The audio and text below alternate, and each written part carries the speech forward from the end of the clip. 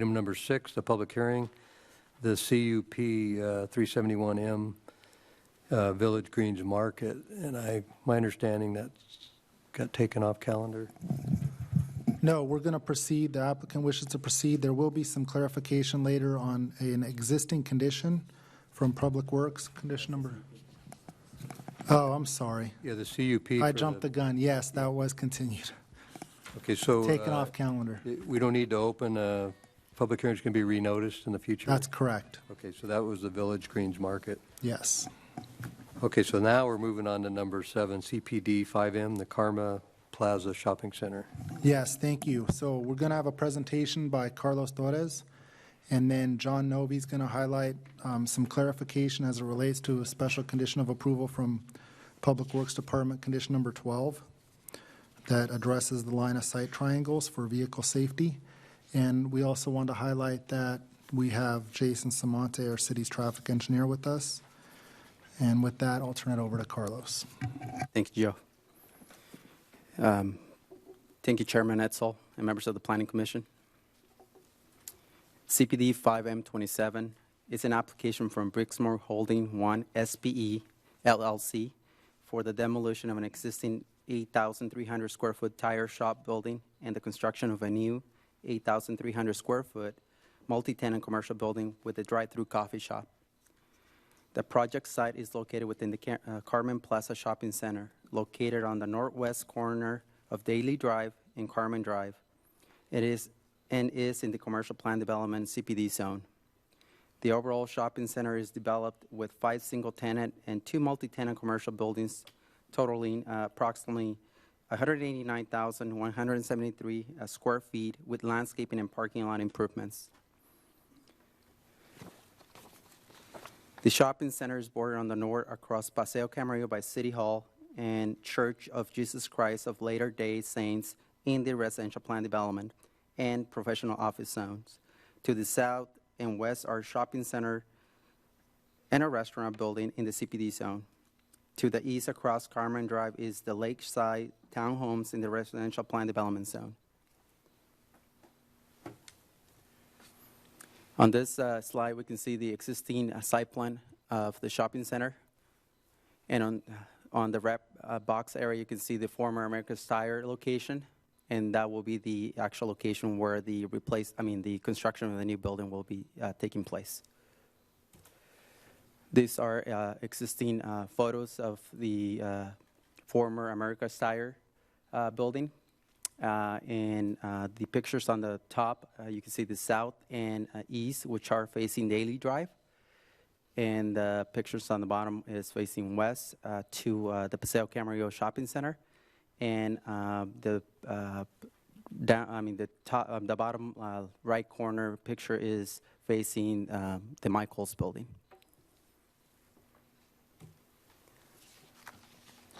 The proposed 8,300 square foot commercial building with a drive-through coffee shop will be divided into 5 tenant spaces, ranging from 1,200 square feet to 2,304 square feet. The proposed coffee shop used with the drive-through lane will be located within the 2,000 square foot space, which is in this area here. The proposed building has been designed to face the interior of the property with the drive-through lane along the west, south, and east sides of the building. The menu board and speakers will be located at the south side of the building. A covered clay tile roof element is proposed over the drive-through lane at the pavement and pickup windows on the east side of the building.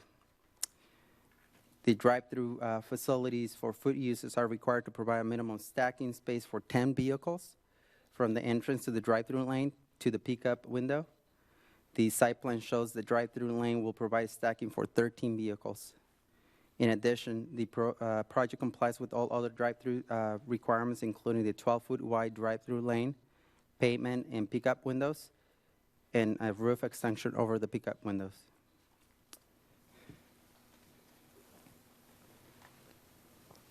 The site plan indicates that the project will provide a building setback of approximately 28 feet from Daly Drive and a setback of approximately 73 feet from the westerly property line. A range of 10 to 15 feet of landscaping will be provided in the front of the drive-through lane along Daly Drive. Primary access to the site is from driveways on Daly Drive on either side of the building, with access to the shopping center available on Daly Drive, Carmen Drive, and Paseo Camarillo. Vehicular circulation of the new commercial building was reviewed by the city's Traffic Division and Community Development Department. The applicant has worked with the city to enhance the site improvements and the configuration of the drive-through lanes for enhanced design and safety. Additionally, the conditions of approval require the applicant to submit improvement plans addressing site distance along Daly Drive to the east in a manner acceptable to the city traffic engineer. The city's traffic engineer, Jason Samonte, is present and will be able to answer any questions in regards to any traffic concerns that commission may have after finalizing the presentation.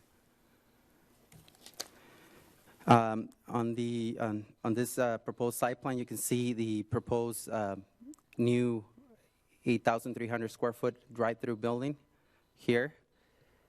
And as part of the application, the applicant is also improving or enhancing the existing entrances to the shopping center along Daly Drive and as well Carmen Drive. The top red box is an area where landscaping will be added along here and here.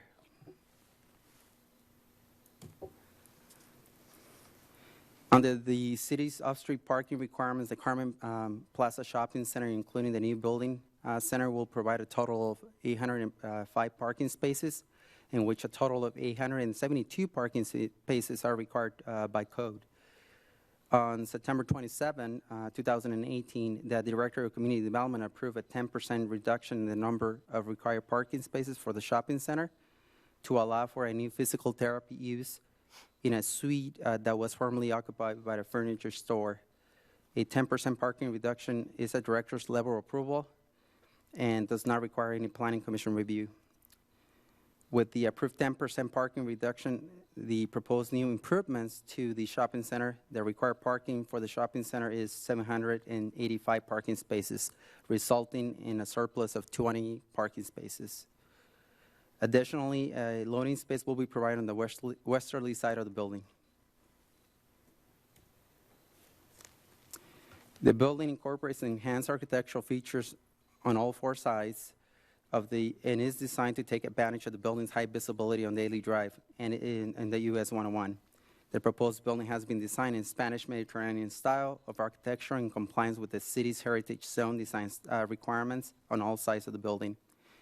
The introduction to the new architectural style of the shopping center is for new building to spark future remodeling and set the tone for modifications to the existing buildings within the shopping center.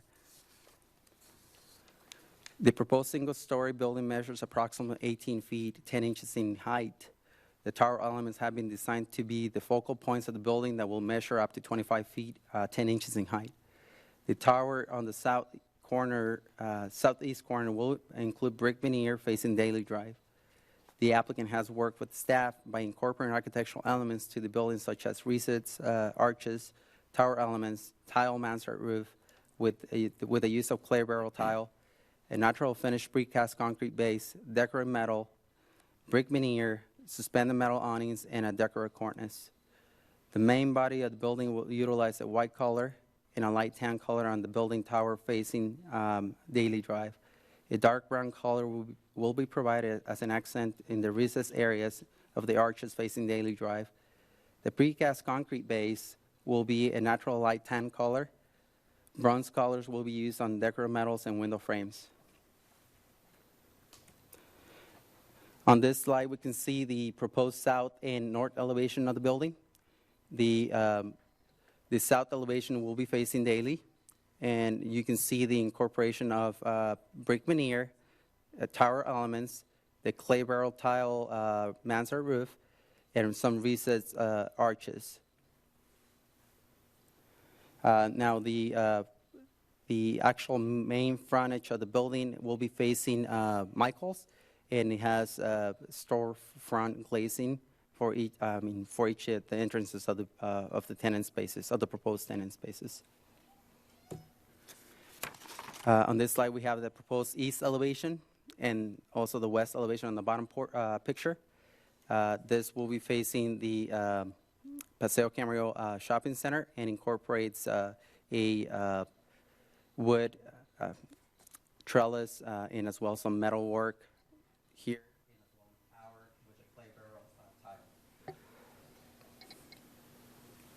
The east elevation, it also includes the drive-through cover area, which is covering the order window and also the pavement window. Staff is recommending special conditions of approval to the project as listed on the screen. The conditions of approval requires the existing pylon sign along Daily Drive must be removed and may be relocated to be outside of the intersection visibility and corner cutoff area prior to occupancy. Any existing landscaping, shrubs, and ground cover along Daily Drive east of and south of the proposed new commercial building must be maintained to be lower than 3 feet within the traffic intersection visibility area. 20% of the proposed building square footage must be devoted for a commercial retail use. The building must provide clay barrel tile roof on the roof.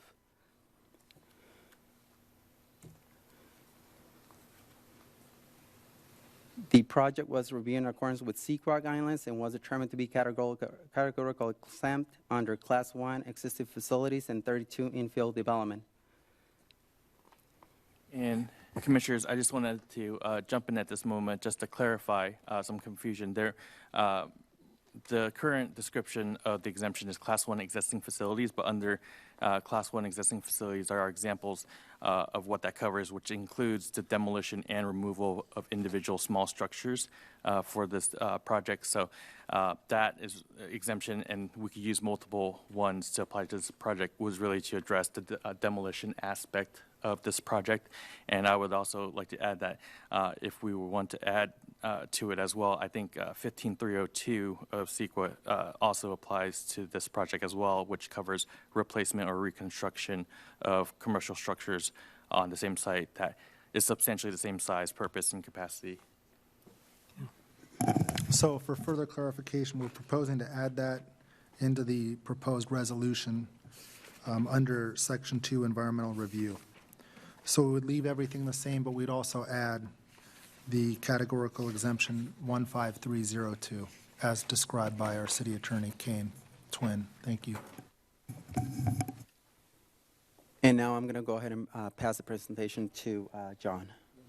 I was just thinking, you use the word small structures. Was that taken out of CEQA, or is that just your summary of it? I mean, do they define what small means, square footage, or? The actual CEQA exemption lists demolition and removal of individual small structures. That's taken out of the actual regulation itself, but it does provide examples, and those examples include a store, motel, office, restaurant, similar small commercial structure. So I think that will cover the situation. But they don't have a specific definition for the word small for how many square footage? Not that I'm aware of. Okay. Thank you.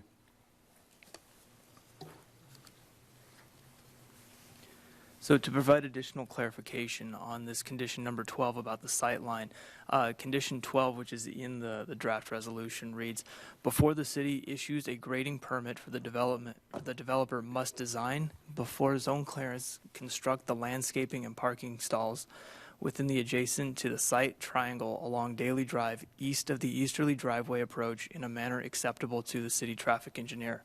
These improvements may include, but not limited to, striping, signs, parking restriction, eliminating of parking stalls, modification of monument signs, and landscaping restriction. It has already been determined that there's going to be removal of the pylon sign at that corner, and there are some modification to the landscaping. However, staff has made the determination that the removal of the parking stalls is the only viable option for this site to achieve that sightline determination at that intersection. We can show this exhibit here has the existing sightline. If I can borrow the mouse, or This line shown right here is the sight line that needs to be retained from the intersection. So these parking stalls that fall within this cone are the ones that have been determined to be removed. There's approximately 16 parking stalls in that area that need to be removed. However, as Mr. Torres had indicated earlier in the report, the 10% parking reduction of the site would leave the site with a current surplus of 20 stalls. The removal of these additional 16 would still allow the center to have 4 additional stalls in a surplus. So the removal of the stalls would not cause a parking conflict. So just a clarification, you aren't talking about realigning that curve, are you? Just opening the site corridor, is that what you're doing? Correct. We're So, not going so that road, the sidewalk and everything, that won't change at all? Correct. There'll be no changes to the existing sidewalk, curbs, street, anything like that. It's just a removal of the parking stalls that are within that line there. And there's no specific requirement that they need to completely demolish that area. They would need to remove striping so that those stalls are not available for parking to retain that sight line. Okay, And thank you. typically, it would be replaced with landscaping that would not exceed 3 feet in height. So that's what the standard requirement would be. What was that last one, Joe? Was that, did you say that that would be replaced with landscaping? And I'm referring to the area where the parking stalls are to be removed Yes, as a part of this project? yes. Are there trees in the parkway that are higher than 3 feet right now that would be removed and replaced? I don't recall off the top of my head.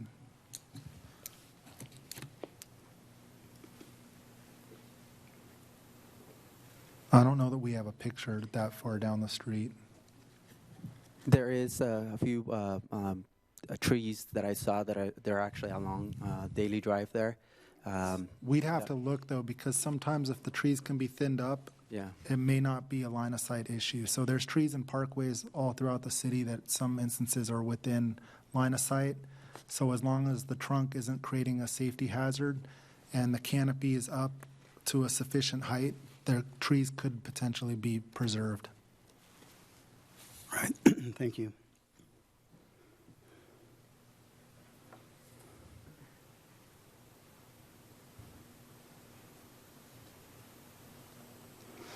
I'm sorry, back to that landscaping requirement. Is that in the conditions of approval, or is that? 180. Oh, is it? It's in condition number 12 on stamp page 21. And if I could jump in, there's further clarification on condition number 185 that's also shown on the screen, that any existing landscaping, shrubs, or ground cover along Daily Drive east and south of the newly proposed commercial building must be maintained to be lower than 3 feet in height. So any replacement landscaping in that area or existing landscape in that area would need to comply with condition 185. And then we also want to highlight special condition number 12. It's on big page 21 of the agenda report. It's on the second page of the conditions of approval. And it was prepared by our traffic engineer. And it indicates that they must design for the removal of the parking to address line of sight. It doesn't specifically say that the 16 parking stalls need to be removed, but we're recommending adding that language. But it also does require that this area be redesigned to remove the parking and then would be landscaped.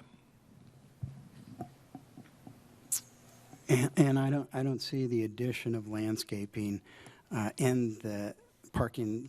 We'll add that. So Okay. what the draft language would be is if you see the first sentence, it says, before the city issues a grading permit, the developer must, and what we're recommending is add, remove 16 parking stalls and provide landscape design. And then it would just, after that word design, everything else is the same. Okay. That's great. Thanks. You just while you Thank have that, the other slide up there, that top condition, I think it was 154 or 184. Yeah, could you- 185. No, the one about the sign. Oh, That yes. one, yeah. Could you, on one of the photos, show me what you're talking about on that, please? So that sign there to move? Yeah. Yeah, that is actually also in the traffic visibility point area. Okay. So it needs to, And so what does the condition say, that it's just, is there a, to be determined where it's going to be relocated to? yeah, as far as when we review the sign applications, since we already have the condition that they need to relocate and we know that there's a traffic visibility issue on that area, we will review the application to make sure that it's outside of that area. Now, does that affect some of the other owners? Because like there's 5 separate parcels in this project. So the applicant can address that, and I'm sure it probably does. However, they can address that as the landlords. We do know that there's been some concern associated with relocating this driveway, because early on, as part of the design review, I believe the traffic engineer, who also can provide additional clarification, did ask them to relocate this driveway, but because of existing tenant and lease agreements, the landlord and applicants indicated that's a non-starter, that the existing tenants have agreements that those access points must remain. Yeah, that was kind of a thought I had on that condition 12 about, just how far you go to sort of like try and correct an existing situation. Maybe that is kind of a tricky corner at Carmen and Daly with left-hand turn lanes, 2 left-hand turn lanes, and cars that sometimes get hung up by traffic that's pulling into the parking lot that maybe want to proceed forward and so forth, and whether or not they would look at a better approach, a safer approach, whether they would have a one-way entrance at that point or not, or if those kinds of solutions were considered in the process. So I would say that the traffic engineer can respond to that.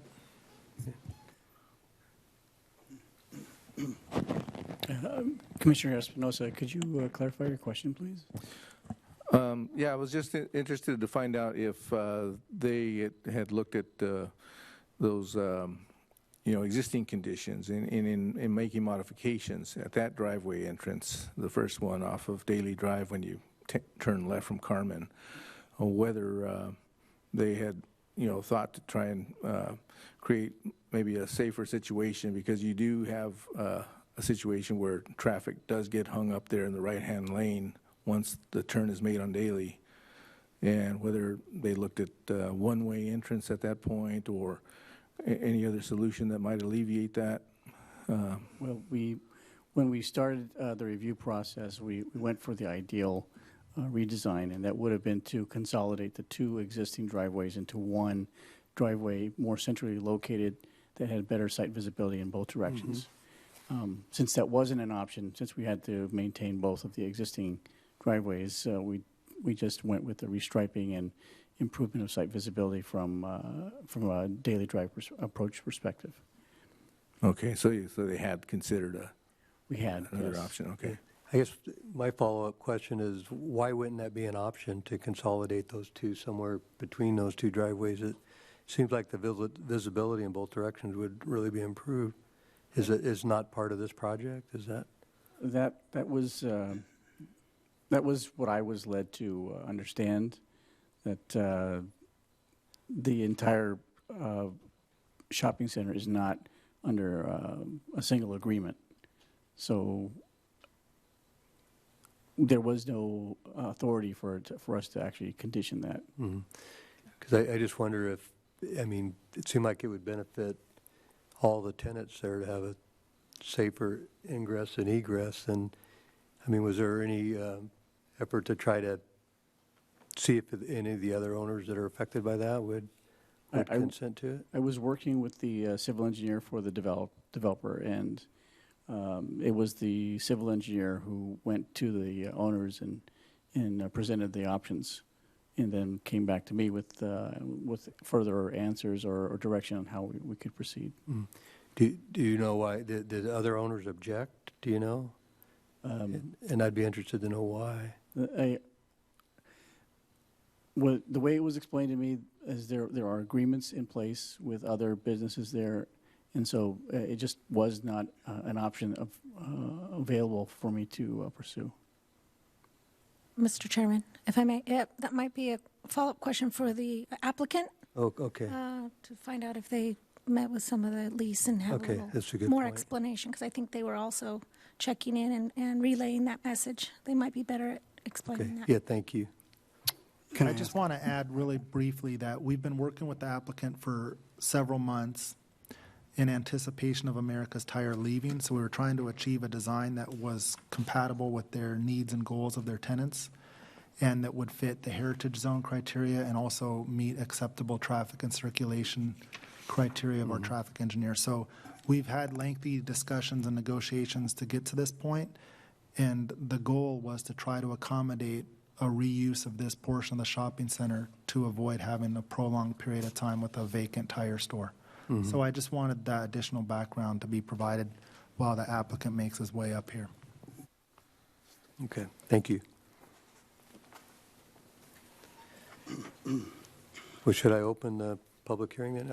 I'm not sure. So if you want, you could continue questions with staff, and then, yes, if you're done with questions of staff, then you can open up for public comment, and then you can also have questions for the applicant. Okay, we can do that during public comment as well, Yes. right? Okay. And I didn't mean to cut off staff, but I'm not sure they were finished with the presentation, were you guys? So aside from the recommendation, which is in the agenda report, that recommends approval with the recommended resolution with the modification to condition number 12, that I could read back to you at some point if necessary. And the addition to the environmental section 2 that we're adding the exemption 15302 from CEQA guidelines, that would be staff's recommendation. Thank you. Any questions of staff from any of the commissioners before I open the public hearing? Yep, Beverly? No, I'm waiting for the rest of the information, so when we hear from the developer and I will have lots of questions, but I think it would Okay. be better to hear from staff first. Okay, so what I'm going to do is I'm going to open the public comment portion and have the developer come forward, if you would. Yeah. Mr. Chairman, point of order. Yes. I don't think this is a public hearing. It's not. Okay. It's just comments. Okay, yeah, so go for it if you could state your name and for the record, please. Hi, Andrew Gracie, Brixmore, Vice President of Development. Just to answer your question about the driveways. So, one, we do have, part of the center is not a part of us. That is under a different ownership, and that is the Trader Joe's and the Big Lot box. Also, we have leases in place that restrict us from changing any ingress or egress throughout the shopping center, and for that matter, parking and et cetera. So when we go to our tenants, say we want to move these driveways, the answers are, we're not interested in moving the driveways. We think they work fine as they are now. So we have that challenge with our tenants on trying to make those kind of changes and getting everybody into agreement and to accept it. So that's why we came back. We provided the leases that show the restrictions that we have in place through and by our tenants, and that's what we provided over to the traffic engineers. It just seemed like it'd be a good opportunity to, while you're doing that, to move those. Is that a expensive item, or you just can't get the consent of the other interested parties? Yeah. Just, we have challenges. Brixmore has 420 shopping centers throughout the country. Just getting a single tenant to consent to a change is a big challenge for us. Okay. So, without wanting, something in exchange or, some other thing. But when centers are operating what they consider well from a, their perspective, getting an approval to make a change to the ingress and egress, and they think it's going to affect their sales and et cetera. So if it's, in their mind, if it's not broke, let's not mess with it. Okay, any questions of the? Just a comment specifically about the ingress egress. I drive that daily drive all the time because I use 24-hour fitness, and that right turn just after you go past the little restaurant can be absolutely hazardous. You either stack up if you're making a left turn from Carmen onto Daly, with cars not sure whether they're turning or not. And then with especially the lunch crowd or something like that, people walking back and forth, it seems to me that that ought to be looked at by the city or staff to say, this doesn't work well. Maybe a tenant says, oh, we don't want to, because they probably think maybe it's going to cost them money. But that particular entrance and exit is, in my opinion, very hazardous. And if you were to move it up further about where, well, say where it says Daily, right in there, then it pretty much aligns with the curb cut on the other side that serves the restaurant and the car wash. And that would kind of make sense to me. That one that exists there now is very, very difficult. Sometimes you zip right in. Many times you don't zip in at all, and you have great hazard in avoiding pedestrians and whatnot. I'm concerned about the second driveway as well, but, Yeah. because coming out of there, that's a, if Oh, yeah, people are never coming- going to speed. Coming out is treacherous. Yeah. Yeah. that- They're both as- difficult going in and out. Right. As Either Mr. due to the Espinosa traffic and the said. curves and the lack of sight. Chair and Commissioners, I think we might be getting Going into too far?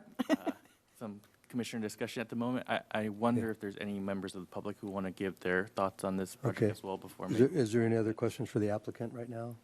Yes, I have one.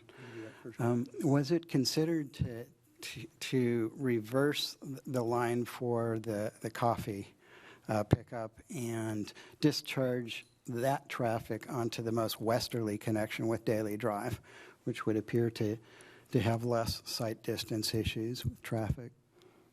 Yes, in order, so where our tenant, the main space on this plan is right here on the entrance to the shopping center where you're in line, where you're going to have the most visibility.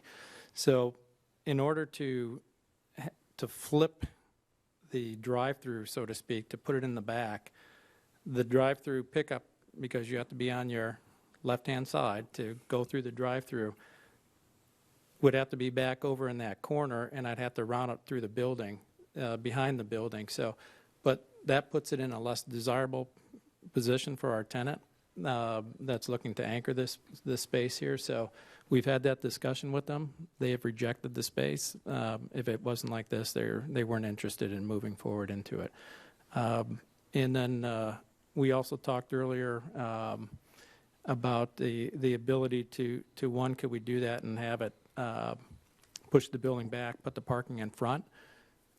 When you do that, just logistically, you're going to lose a row of parking. So the drive-through would go through the back. You'd still have to have a dedicated drive-through along the frontage of the building. Excuse me. Then you would have your parking, and then you have a drive aisle. So you'd have people walking over the drive-through lane, which, I don't think works well, and I'm not sure that staff would support that as well either. But we did spend a lot of time on this. We've probably been working on this over a year now with staff. We knew that America's Tire time was coming up. We were interested in reinvesting in the property, changing this. We're talking about several $1 million of reinvestment here. We think it would be a great change versus keeping the existing building as is with the tire center and the garage doors facing the way they currently are. So this is due to the way that the building's faced. It's four-sided architecture, so it is a very expensive building the way it's shown. But we think the way we have it laid out is the best that we can do on the layout. And the driveways are existing conditions. We did engage a traffic engineer to work with the city's traffic engineer, and we came up with a line of sights and what we thought we could do to meet the requirements of the city. So there's been a lot of time and effort put in here, and we're at that point right now where we really are looking for approval as shown. Thank you. Yeah, One question while you're here, just while I'm pondering the rest. But this outdoor area at the front of the building facing Michael's, where it says there could be some outside seating, do you know offhand how wide that is? I believe that's 16 feet. Okay. I couldn't find that measurement, so thank you. Yeah, Mr. So you mentioned that this was the tenant's preference, the configuration, if you had flipped it, it would have been a non-starter for, is that Yeah, right? in order to be on that side, that corner of the shopping center, the layout has to be as you're seeing it. So if we were to invert it and flip it, they'd be on that back corner towards the alley, and the visibility would not be seen from the rest of the shopping center, so there was not interested in moving forward in that location. So they would basically bring all the supplies, restock, everything comes through the front door in this layout. Correct. It's all front-loaded. Yeah, small shop space is all typically front-loaded, yep. Okay, any other questions? Are we going to have an opportunity to Yeah, deliberate have on more it. questions? Yes, I think so, yeah. Okay. Yeah, thank you very much. Thank you. Is there anybody else present that would like to speak on this project? Seeing none, I'll close the public comment. Are there any members of the public that's here to speak on this item? Nope. Okay, so then I guess Commissioner, questions of staff or the applicant? I have a few for staff, but go ahead, we can start down here with Gene if you'd like. Sure. I have a list of questions. Overall, I like the concept of the project, and I think there's some exciting uses and some great benefit for that shopping center and for that area of the city. And without stealing thunder from the architectural committee, I think some minor modifications can be made to improve the contrast in some of the decorations on the building. But overall, we thought it was a good-looking building. However, I think the orientation of the building is wrong. We're putting the back side of the building facing the freeway and the entry to the building for customer use facing a blank wall, which is Michael's. And I think that's a great disservice to the public. When I asked the question, it's true we're demolishing an existing building and building a new building of the same square footage. However, it is not in the same footprint. It's in a different location. The new project moves closer to the freeway, and my question is, why can't it move back closer to Michael's? You could have a traffic lane for the traffic. You could still have a row of parking against Michael's, and you could put a row of parking on what would be the new front side of the building facing the freeway. Access to the parking lot we've talked about, and I think that still needs work, and I think it's very problematic. And then questions for staff. I have a problem with calling this a categorical exemption. I know there was some clarification just provided, but to say it's an existing facility, I don't think meets the criteria of the CEQA code that's cited in the staff report. It is not categorically exempt, and also there was a reference to infill, and I don't see that this meets the criteria of infill. So as a minimum, I think a negative declaration should be done if staff determines that there is, in fact, no impact. But we've talked about impacts. First off, we're moving the building to a different location. We've got issues of parking. We've got issues of access. And we've got issues of visual sight lines along the Daily Drive. Those, I think, should be covered under a mitigated negative declaration, and I would recommend that an MND be done, not a categorical exemption. That's the end of my comments. Mr. Murphy, or does staff want to respond to that first?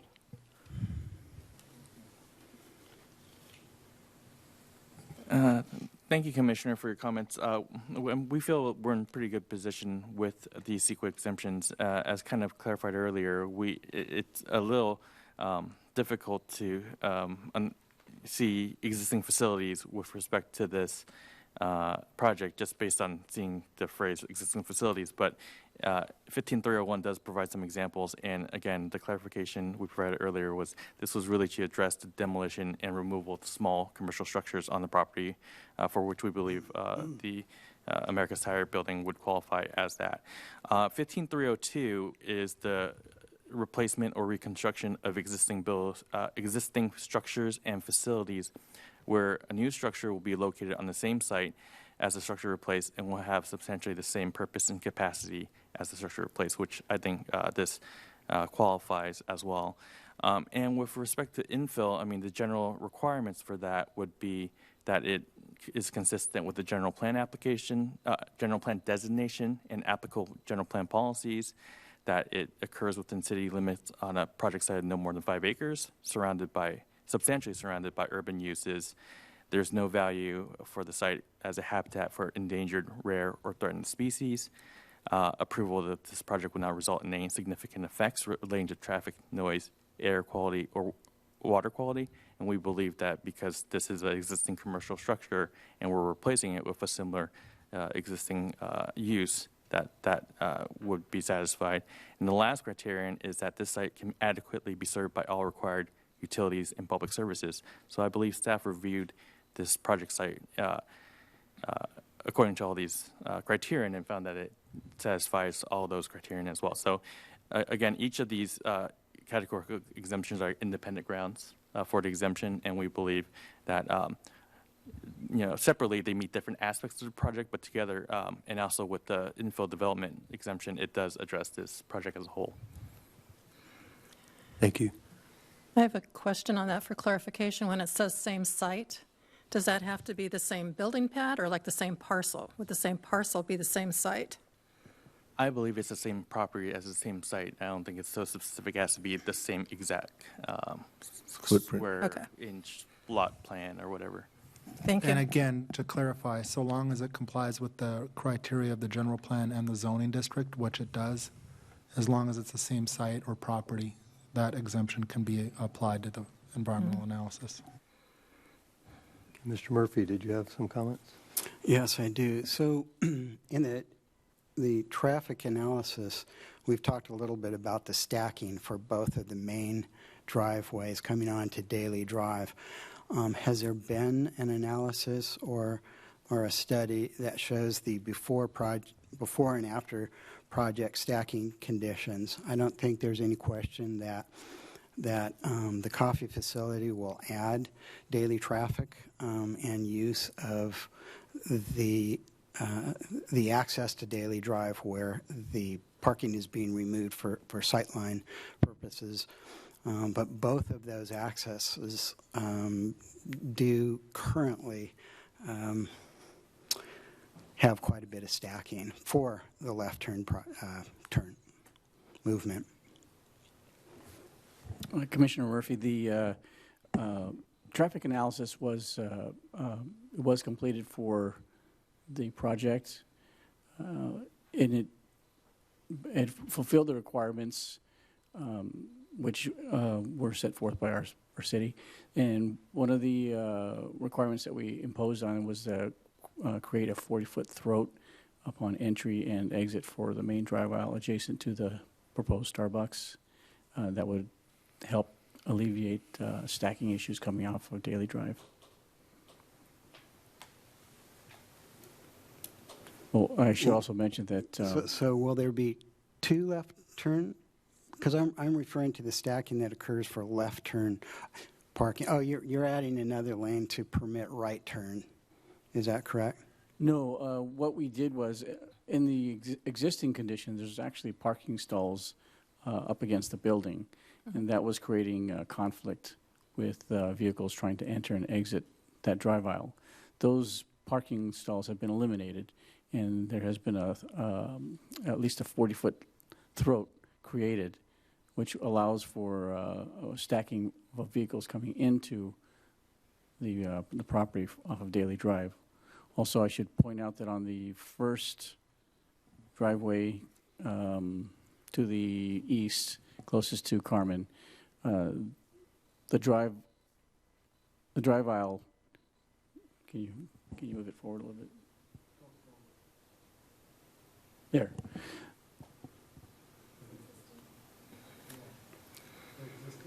The existing, there's a drive aisle adjacent to the restaurants there, and there were some stop bars and stop signs that were missing, and that made it kind of somewhat confusing in that area there, who had the right of way. So we conditioned that to be reinstalled. Okay. All right. And, more specifically, my question is, was the left turn movement from these two driveway accesses to Daly Drive, the stacking condition, actually, before and after project stacking condition actually reviewed? You mean stacking, exiting the? Correct. Exiting the parking lot, making a left turn onto Daly. From which approach? From either one. But in particularly the main one to the west, correct? So the stacking that currently exists for left turn traffic from that is an issue at present. So my question is, has that been reviewed? I don't recall reviewing that, no. Okay. I would, though, say that the existing condition does allow parking to back into that drive aisle. And to preclude that conflict, the new design did extend the drive aisle, and it prohibited any parking there. So we're actually, with the new design, resulting in more stacking for people queuing up to turn left. So while it wasn't maybe analyzed, we did require that they enhance the stacking there. Understood. And to follow up something that Commissioner Talmadge said, he suggested another location for one of the driveways, up where Daly is on East Daly Drive there. If a third access was added to that parking lot, it would be lined up also fairly close to the new line of sight for the parking lot. Is that something that might be considered? Not replacing one of the two driveways with that, but actually adding a third access. Adding a third access would create another location for conflict. And the goal is to actually eliminate conflict points. So if we can take two conflict points and combine them into one, it makes it a safer operation. Plus, by having three driveways, you would eliminate more parking stalls. When we get down to that middle area where they're talking about adding another potential enter ingress egress, we're down to one lane going west, I believe, at that point. So there would have to be some other something made for people that would be turning right into the parking lot at that place. The width of that roadway is wide enough that you could accommodate a right turn only lane, Okay. as well as a through lane, as well as a two-way left turn lane down the center to accommodate vehicles turning left out of driveways. Okay. And then to address these comments from the commission, I don't want to speak for the applicant because they're present, but I will say, and if you could show, we did actually encourage that they provide a new driveway early on across the street from the restaurant. If you could show the, with the mouse, Carlos. And we already talked about it earlier, that we had encouraged them originally when they were proposing the redevelopment of the site to move driveway access down there. And it was a non-starter based on the existing tenant mix. So the applicant can provide additional clarification on that if you guys would like. I'm not entirely sure why there would be that kind of objection if traffic comes in and out of your shopping center at a better rate. That's really what you're trying to achieve as a tenant, I would think.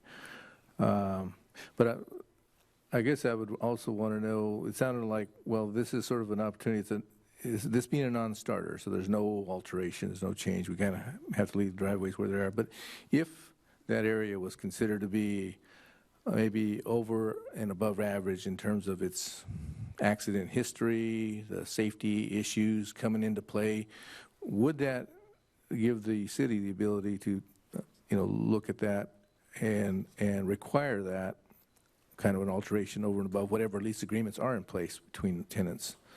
Because the applicant, it sounded like they had those discussions, but were met with Commissioner objection. Espinosa, I believe that when the city analyzes locations, especially high collision locations, we do have the authority to make improvements. Whether or not creating a new driveway is one of those opportunities or suggestions that we can make, I don't know if we have that authority, but in terms of restriping or for instance, what we did here was require the landscaping to be reduced from a height. I believe prior it was it was over 3 feet tall, and that created a site obstruction issue. So now the landscaping there is it's just pretty much ground covering, and it really isn't providing an obstruction to vehicles in that open space. We did condition them to relocate the pylon sign because that did create also a site visibility issue. But in terms of whether or not we can condition a developer to relocate a driveway, I don't know if we have that authority. Yeah, I'd like to ask that question of the city attorney then. Do you know, Kane, if the city would have some authority under health and safety rationale? Well, it may depend on how we can establish the nexus between this proposed development and how it creates these traffic issues that will create that health and safety issue for us to condition against. Well, I'm even thinking without the development, that's coming out of American Tire. It seemed like it was a blind curve there as it existed, and it seemed like maybe this would be an opportunity to fix that. But the city wouldn't have authority to impose that on? Well, I might have to look into that a little bit further, but maybe not as part of this particular item right now. I'm not sure if there's any other police power options that we could explore, but I don't think that's the item that we're discussing at this moment. Would it be possible to request that you research that and find out if that's? We could certainly look into it, but 'Cause that might be something that's separate and apart from this particular item that we're considering right now. Because, I think that, this original project was done in 1969, so this is an opportunity to do something nice and new. But if we also had the opportunity, maybe apart from this project, but to find out if the city can correct that corner, because I think maybe that would be okay if people went the speed limit there, but they don't. And coming out of American Tires, just as it is now, with that even being vacant, it's kind of scary coming out of there because you got that blind spot and you don't see the car right on you till it's on you. That's right. And I don't know if it just seems like the owners of the center would want that as well, but maybe if the city has some authority to enforce that, I think that'd be worth looking at. Because you said there, like the traffic study done, was it from the original development in 1969? Is it that going back that far, or has there been something more current?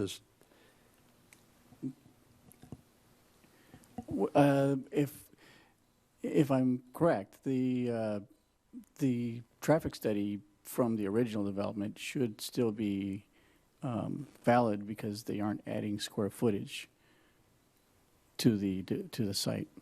It was done in 1969 is when it said this project was done.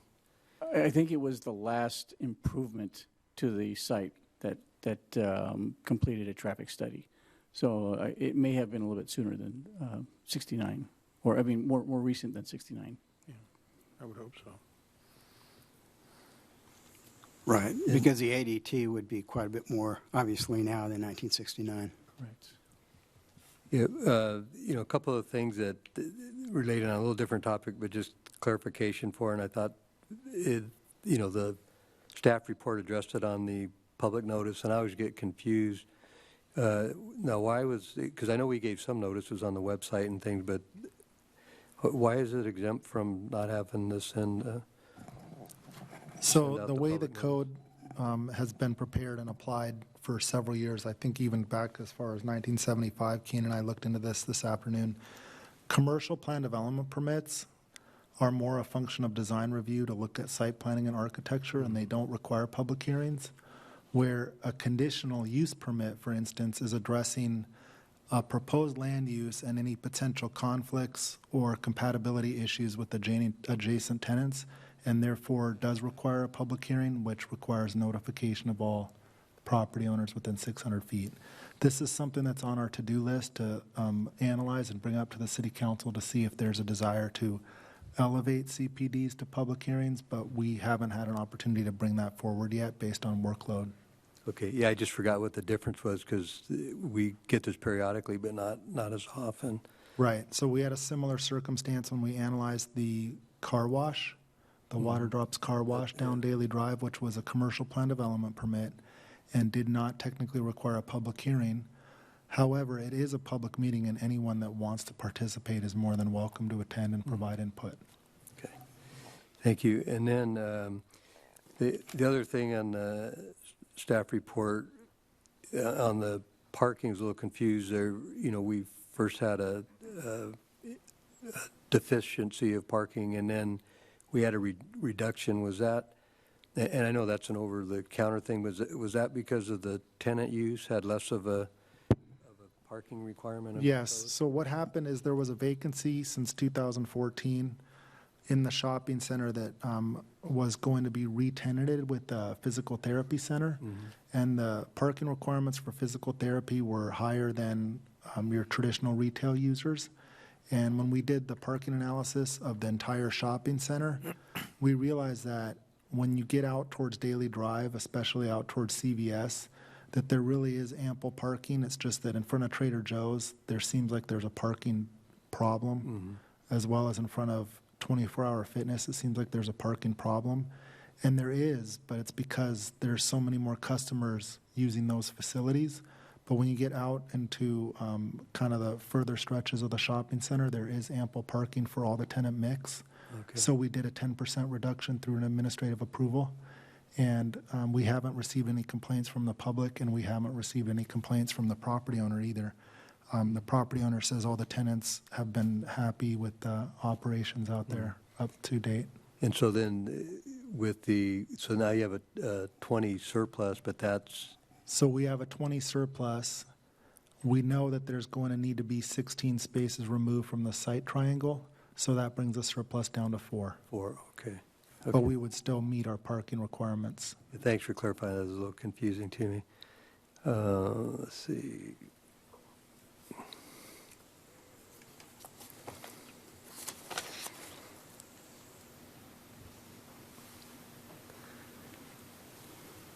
Okay, I think, are there any other comments for Commissioner? Because I know we still need the Architectural Review Committee report, and I don't know if you're going to give that. I think you touched on it, but.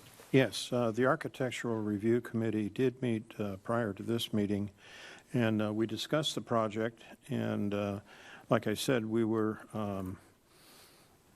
in general, the architecture of the project is very good. We made some recommendations about some modifications for contrast and for decorations on the building. But there was no recommendation from the Architectural Review Committee. We had a split vote, so there's no recommendation of approval.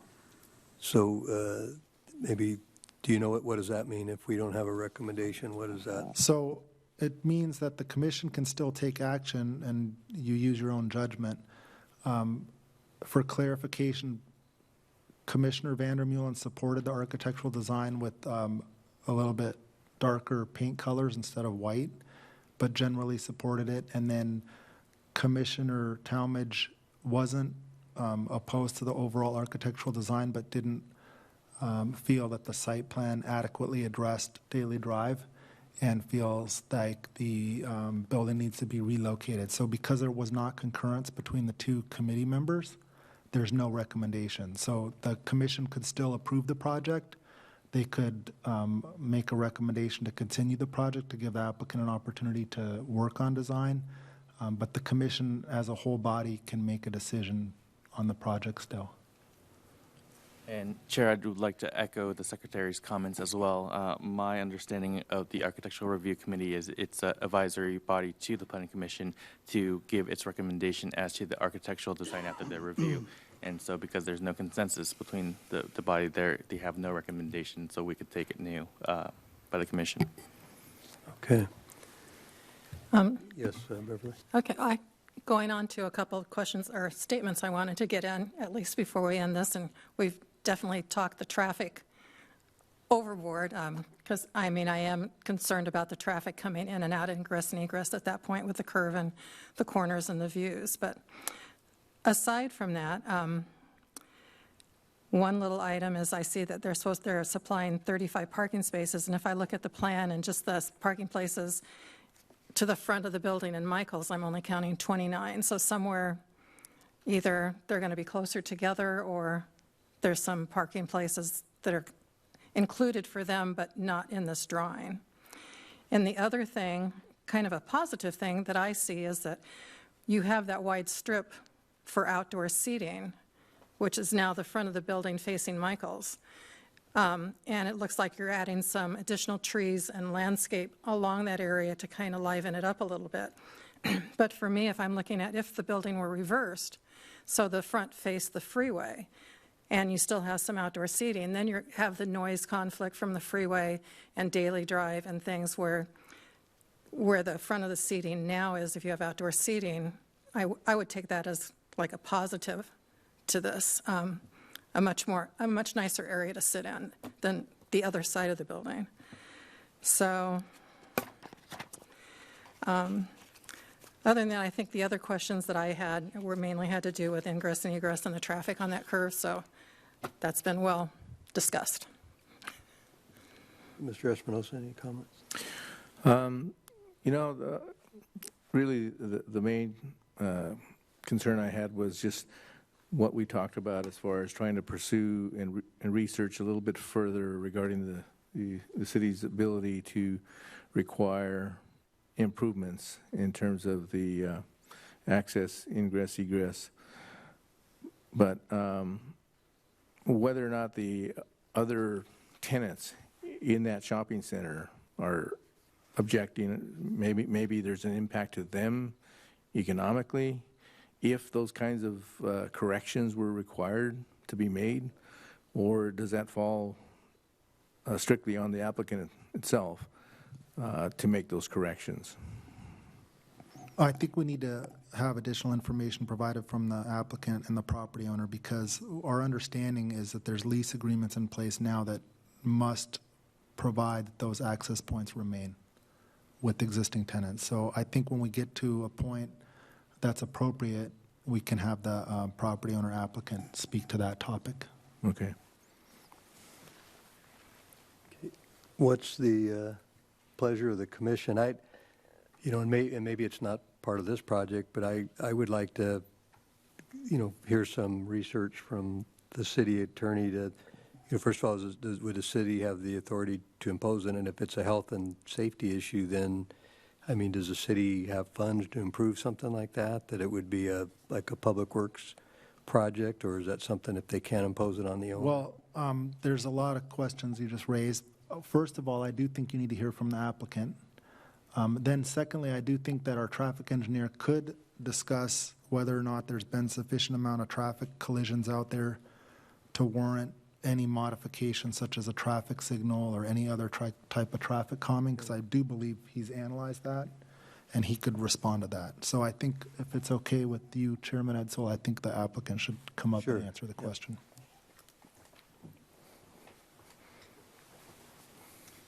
Yeah, to address the changes on the site, so we have legally binding leases that are in place. We have a not a part ownership as well. So we have two different ownerships, as well as they and us both have these leases with national tenants. So they restrict us from doing anything, and it's binding. I can't just go and say I'm changing this without their consent. I would then be in default of the lease. They could then take me into a court of law and sue us under, specific performance of the lease and our obligations thereof. So that's the challenge for doing any of those changes without these guys. And Big Lots, Trader Joe's, CVS, any of these Starbucks, these are major, Fortune 100 corporations that enforce their leases. So that's where we run into a problem there. We did look at as part of our traffic analysis in the line of sight, whether there was any significant, amount of accidents that happen over a period of time. And you can help me with this, but when there's a certain number of accidents that occur over a certain period of time, they then come up and will tell you that, hey, you have a significant failure at this location. So after their analysis, I did not receive that information from them, that there was a significant amount of accidents that occurred there. But they did come in and show me that the line of sight does not meet current standards. Now, when the road was currently done, that met those requirements. Today, as things change, codes change, and so forth, that's where we're currently in violation. So if we're looking at from a grandfathered standpoint, of what's there today, and based on the amount of accidents that I'm aware of, there wasn't a significant occurrence that warranted anything be changed. Now, I don't know further if the city can look at reducing the speed on the street, or if they can take any steps in that matter that may help slow it down to give the feeling of potential more time to react if that's a concern. Okay, thank you. I have maybe not specifically germane, but help me understand how much of this overall complex do you own? Is it only the site on which this project is proposed, or do you own a major portion of the shopping center? Yeah, if you look up at the site there, you can see where it says NEP. That means not a part. So that would be the Big Lots, the Trader Joe's, and the small part in there. But the rest of the center we do own. Okay. So there is an OEA that is in place that governs the overall site between two different property owners and all the tenants. So that would come in where we'd also have to work with the other property owner, as well to get any changes. And we were also looking at potentially. We've identified that we'd like to invest additional dollars on redoing the facades on the rest of the center. That owner right now was not interested in contributing for his portion that he owns at this point. But so that's just another challenge that we run into on doing these type of redevelopments. Thank you. It wasn't clear to me that you owned the whole thing, or minus those two. That's correct. Thank you. Great, thank you. Any other questions? Yeah, thank you. Yeah, I'd like to hear from the city engineer to see, do we have any statistics on accidents on that? I guess I made an assumption, and there's got to be some data, I would think. Chairman Netzel, the traffic collision reports over the past 5 years do indicate there's a pattern of collisions, and that would be like maybe 3 accidents in a 5-year period. It doesn't quite rise to the level that we consider it an issue that needs to be mitigated, but that's debatable. So with the information that we have at hand, we can actually make the argument that mitigation should be made, or that they don't need to necessarily be made. Do you have any suggested mitigations that if we can't move that driveway, what else could be done? I mean, they talked about the speed limit, but I think you have studies for that too, don't you? The speed limits are set by, there are rules on how speed limits are set. Those come to us from the state. So we can't just lower the speed limit. We have to do a speed zone survey. And if the most recent speed zone survey that we've completed on Daily Drive does verify that 40 miles per hour is the appropriate speed limit. Also, for clarification, the whole purpose of condition number 12 was to provide for safe line of sight, right? Correct. Yeah, and then with that line of sight, as a city engineer, you think that'll mitigate a lot of what's happening there now? Yes, the traffic collision reports that I read, there were a couple of drivers who made statements that they misjudged the approach speed of the vehicle just prior to the collision. And by providing the recommended line of sight, you're giving the driver sufficient time to actually make a better decision or to react to the approaching vehicles. Good, thank you. Any other questions? Yeah, Mr. Those statistics, as far as accident records go, just include those that were serious enough that warranted law enforcement, fire response, or fender benders that are just people exchanging licenses. They're not really part of that data. Yes, Commissioner Espinosa, they only included reported traffic collisions, and that includes serious injury, property damage, pedestrian, bicycles. The police will respond to a traffic collision. If the drivers choose not to call the police, it's because they're trying not to increase their insurance rates. But it's very recommended that if you do have a collision, please call the police so that it's recorded. We have the data. Okay, thank you. Do you think that widening that main driveway throughout, I mean the entry area, to allow for a free right turn would help with the stacking issues that are at that location? That way the left and right could separate themselves, and that would seem to reduce the left turning movement stacking there. Yes. I would have to analyze that. I'm understanding, Commissioner Murphy, that your concern is that left turns exiting from that driveway are backing up and blocking the drive aisles. That's correct.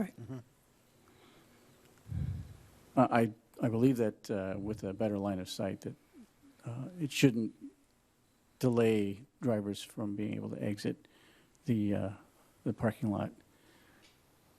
I think right now what's happening is a lot of drivers are just hesitant to make the left turn, so they sort of wait a long time. That could be contributing to the stacking. All right, thank you. Thank you. So what are our options tonight, Mr. Secretary? One would be to adopt the resolution of approval with the amendments that were presented. And then if you feel that there needs to be additional analysis, you could potentially recommend continuing this item to a date uncertain, take it off calendar, and direct the applicant and staff the specific issues that should be reviewed and enhanced. Yeah, because I like the idea of a new project and everything, but I just don't feel like I'm ready to vote on it tonight. I don't know the rest of the commissioners. And before we do that, can I bring up one more maybe out-of-the-box thought? Just when we've talked about the way it faces and facing the side of the Michaels, would we consider, I know we have the special heritage zone, we don't have any murals anywhere that I know of in Camarillo, but possibly on the side of the Michaels building, maybe painting that side a color that goes with the new building, and maybe have some of the Channel Island studios or art students from the college come in and do a low mural of landscape type pictures or something at the bottom, so that that wall would have some interest to it, to the people that are sitting outside on the patio or, going in and out, rather than just the flat side of the wall. Just a thought of something to think about. So, yes, we'd be open to adding public art component if the applicant's willing to consider that. I mean, that's something that we would want to have input and commitment from the applicant on also. Thank you. Because, my understanding, they have control over the Michaels building too. That's theirs as well? Or did I? Yes, and we understand that they're anticipating a re-tenant of that building also, because we understand that Michael's tenant is moving out to another location in town, and we don't know who the anticipated tenant is. I'm not sure if that's been determined. Do you know if that's going to be considered as a, a tear down and a redesign too, or you don't know? If you could speak to that, that'd be helpful.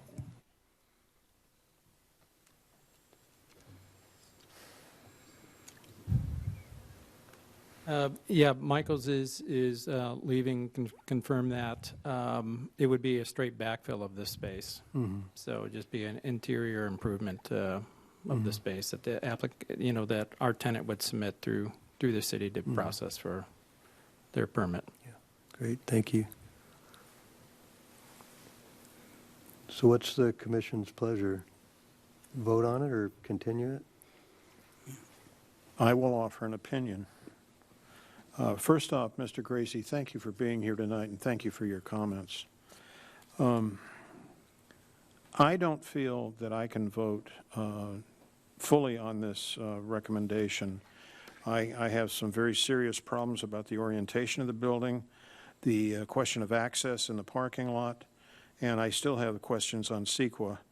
And I think that it's incumbent upon us to do a mitigated negative declaration to address the aesthetics of the building with regard to the orientation, the moving of the building, the parking issues, parking and visual sight lines necessitated by this. So my recommendation would be to continue the item, direct staff to work with the consultant and come back with a revised project. What's your feeling, Mr. Murphy? Yeah, I would like to thank Mr. Gracie as well, along with the staff, for having the foresight to put together a project before it was actually needed. I think that's a wonderful thing, and you have a head start to that process, and it's a big head start to my way of thinking. It's a nice-looking project, and it will certainly look a lot better, than the Tire Center if and when it goes in. I would like to see staff and the developer get together and address the concerns that we've raised here tonight. Specifically for me, it's the stacking issue. I hate to use that word once again, but I think I did offer a possibility of widening the main driveway entry to separate the right turn movement onto Daly and the left turn movement onto Daly. I think that would improve the performance of that connection.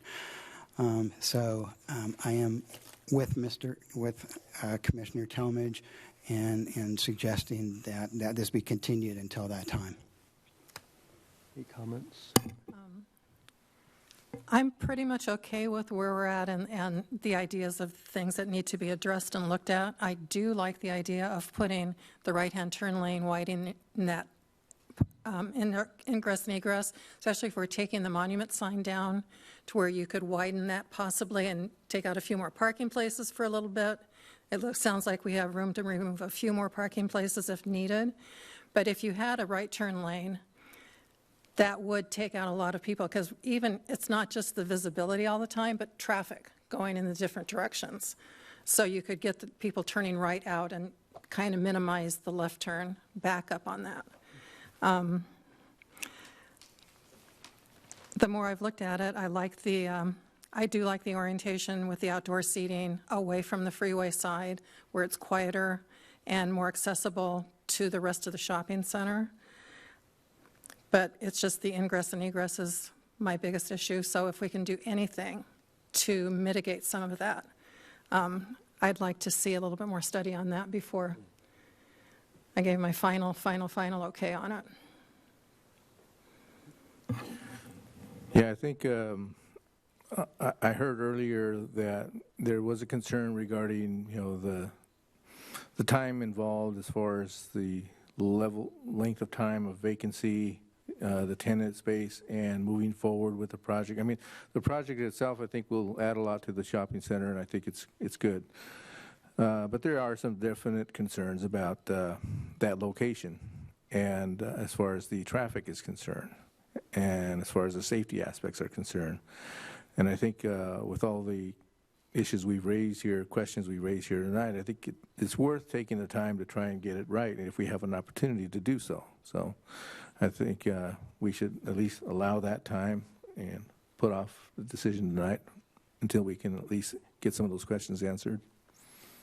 Yeah, I concur with that. I like the idea that the center is going to be upgraded, and I also think I agree with Beverly that the orientation toward the center for the public place, I kind of like that too, but maybe the exterior that you look at when you go by the freeway, somehow that can be enhanced a little bit too aesthetically. And I know that developers have a lot of time and money into it, so we don't want to unnecessarily delay you, but I think I just want some clarifications before I could vote on a final project. So how much time do you think you would need with the developer and the consultants? Because, as soon as you guys think that would be possible. Well, we're going to commit to working with the applicant, as expeditiously as possible to bring this back as soon as we can. Okay. If this is the direction of the commission, I think someone should make a motion to that effect, that it be continued, and then you guys should vote. Entertain a motion to continue it? I will so move. I'll second. It's been moved by Mr. Espinosa and seconded by Beverly to continue it to further study with staff and the applicant. If you're in favor of that, please vote. And that carries 5-0. Okay, so thank you very much. That item's going to be continued. We'll work with the applicant. We'll reach out to them and get a meeting set up soon and go from there. Okay. Thank you.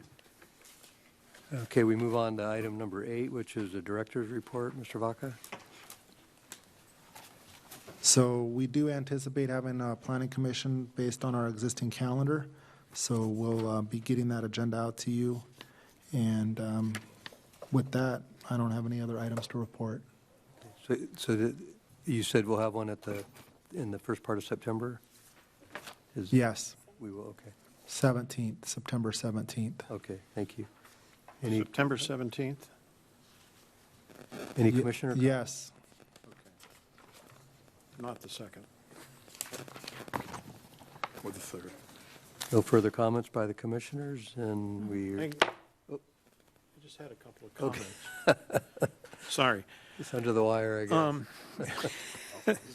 There were two things that I was made aware of. There's a groundbreaking ceremony for the desalter plant, and then I think an invitation was extended, and so just alert you to it.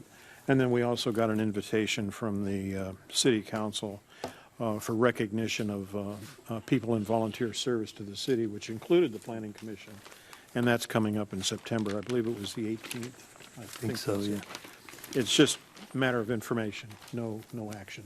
I mean, unless you want to go. Okay. Thank you. Now we're adjourned.